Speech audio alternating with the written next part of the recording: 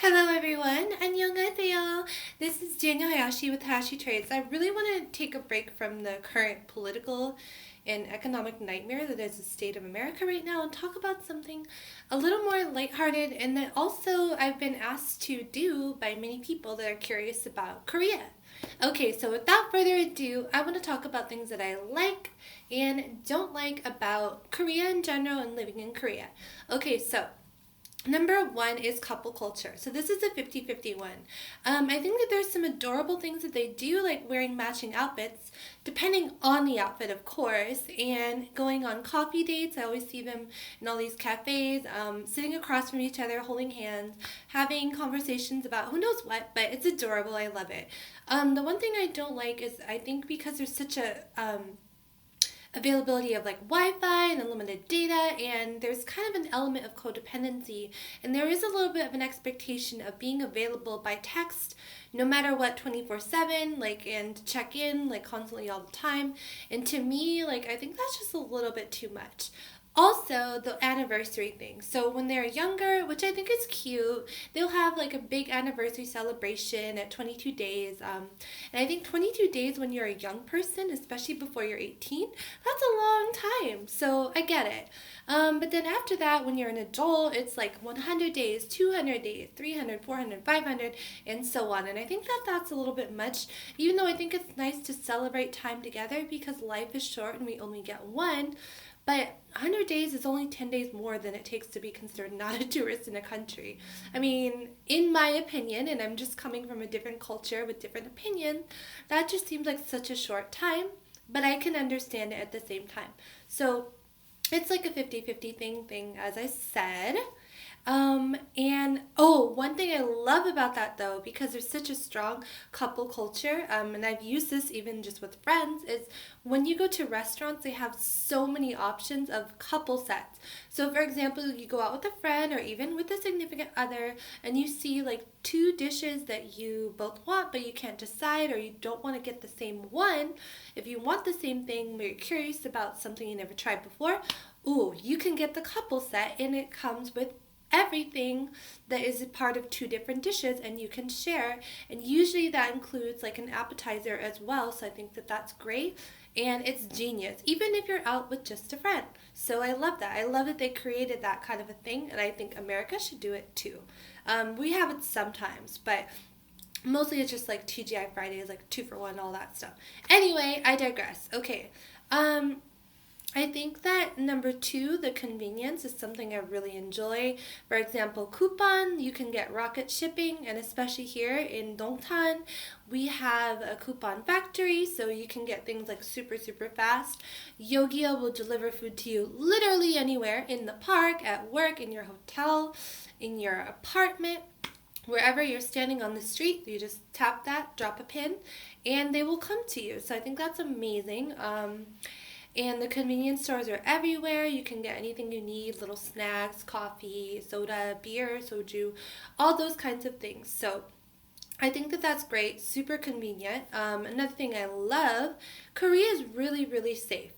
Crime-wise, it's like got one of the lowest crime rates out of any country in the world. I feel like there's so many situations I find myself in that I feel safe. I don't feel like someone's gonna attack me. I don't feel like I'm gonna get mugged or anything like that. Even like when I go to a cafe, like I know generally speaking, if I need to leave my computer or my phone or my bag, I usually don't leave my bag, but like say my phone or my computer, I know that there's CCTV and people don't steal. So if I need to go run to the bathroom quickly, no problem. If I leave my jacket in like a bar or a club, no problem. And it's just, it's nice to feel like you don't have to feel like something's going to happen to you.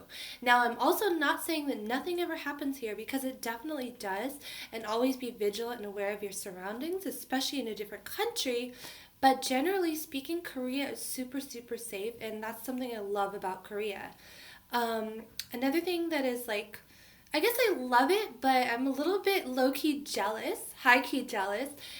Korean hair. So Koreans have amazing, beautiful, thick hair, and especially the Korean girls, like their hair is always done on point. I can remember a time I was at a picnic in Hun River Park, and it started to get windy, and my hair was just blowing everywhere, hot mess, and I'm like trying to maybe keep it under control, even just a little bit.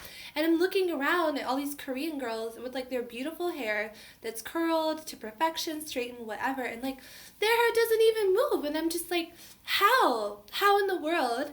Are you even human? Your hair is amazing. So definitely, I love that.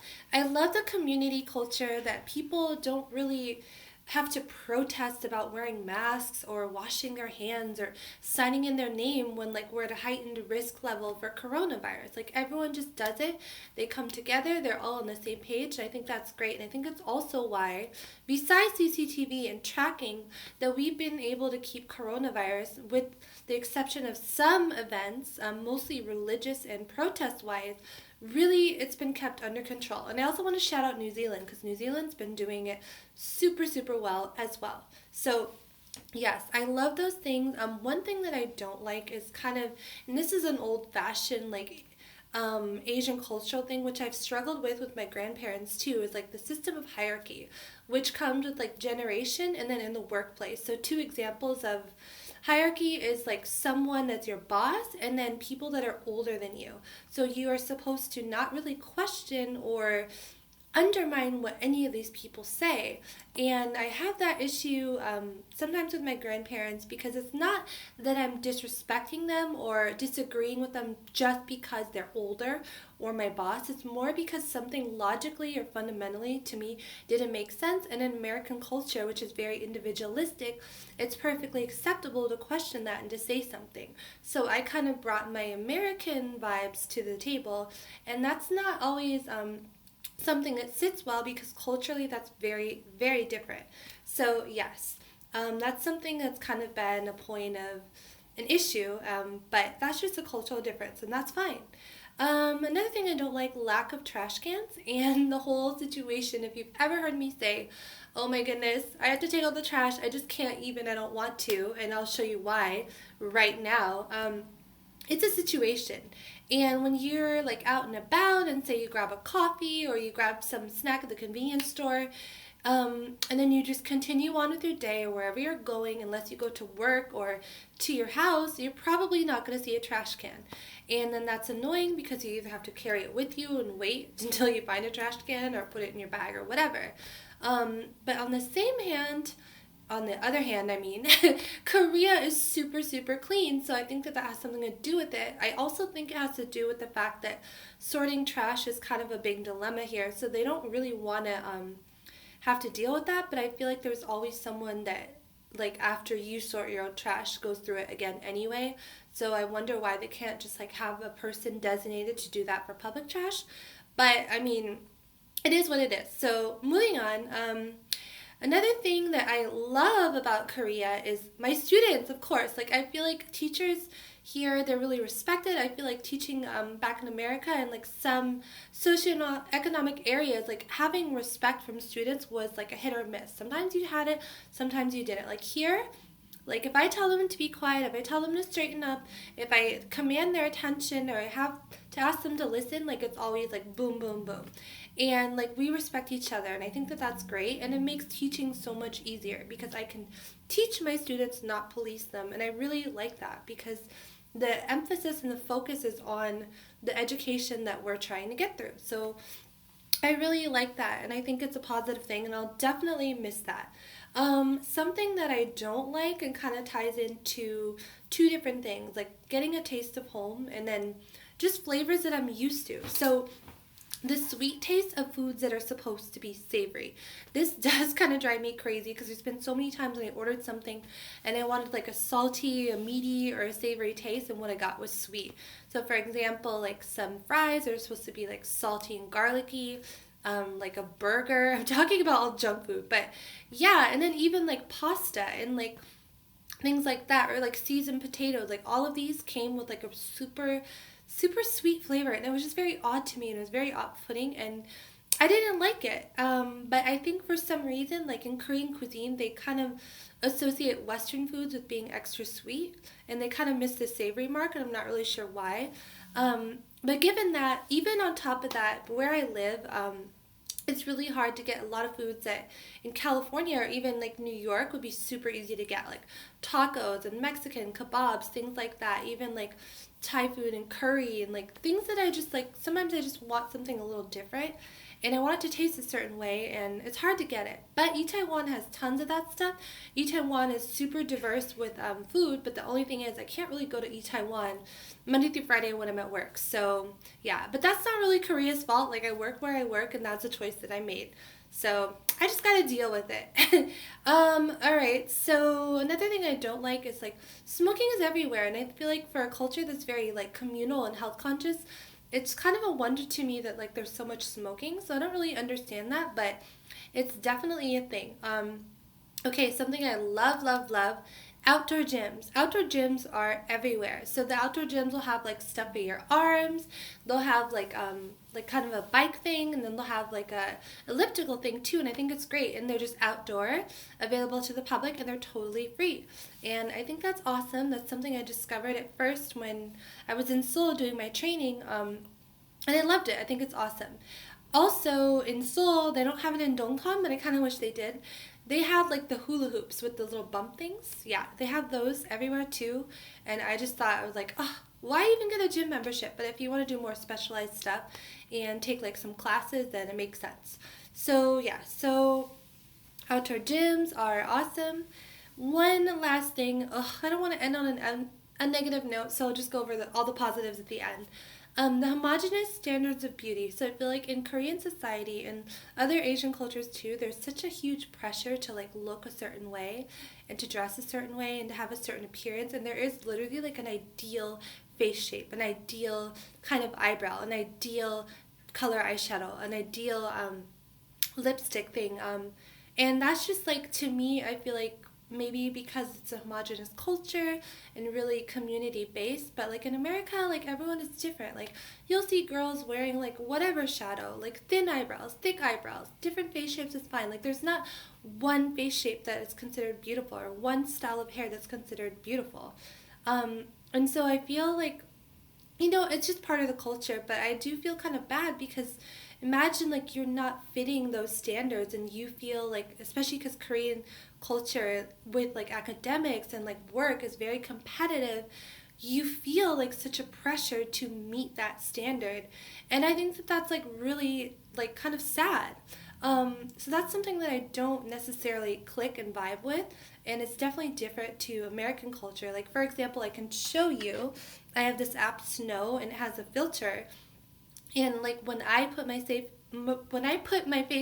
in the filter, like I would want to have like, I kind of prefer more like lighter pink or like lip glosses and lipsticks, but like Korean lipsticks are mostly like a coral color or like a bright red color. So let me go into Snow and show you. And when I use the app, it doesn't let me it doesn't let me have any other color for my lips except red. All right, hold on. I'm just gonna take a picture because I can't really reverse it for you. So let me see here. Beauty, makeup. I apologize for the wait.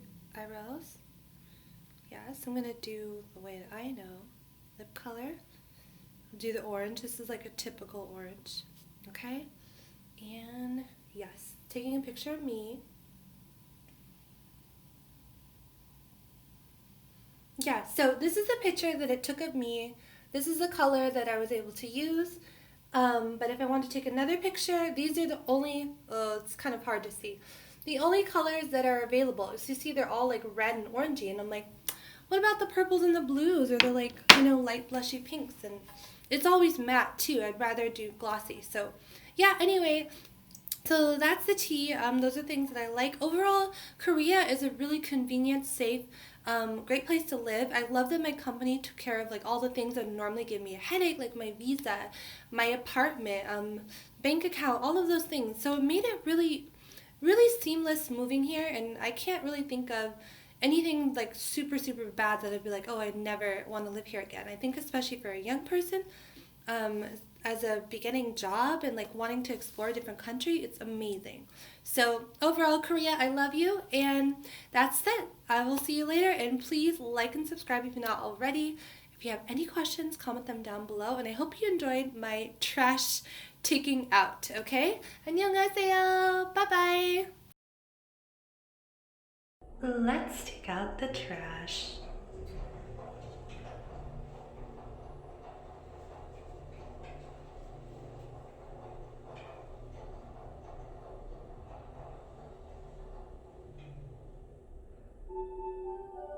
지하 1층입니다. 문이 열립니다. 네. Open sesame.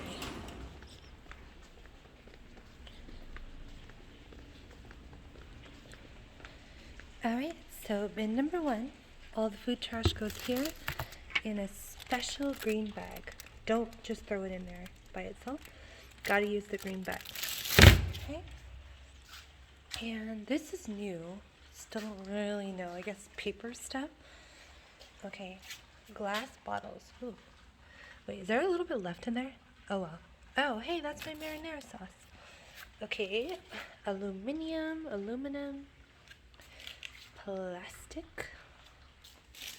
Burnables. Ooh, people don't know what they're doing. They must have had too much soju. This is the wrong thing, dude. I'm gonna fix it. Community service. Okay, this one too. Oof. This is what happens when you have too much soju. Okay, soft plastics. Don't really know how these soft plastics are different from these soft plastics, but it is what it is. Like, okay, someone put plastic in here. Okay, I cannot be the savior of everyone today. Anyway, this is supposed to be paper stuff, which you can't really tell because clearly someone, probably soju person, didn't know what to do. And then this is like more soft plastic stuff. I think just in case this one gets full. Yeah. And then clothes and a whole section of cardboard. And then random furniture. So let's zoom out and you can see Trash City. Ooh, there we go. That's the trash, literally.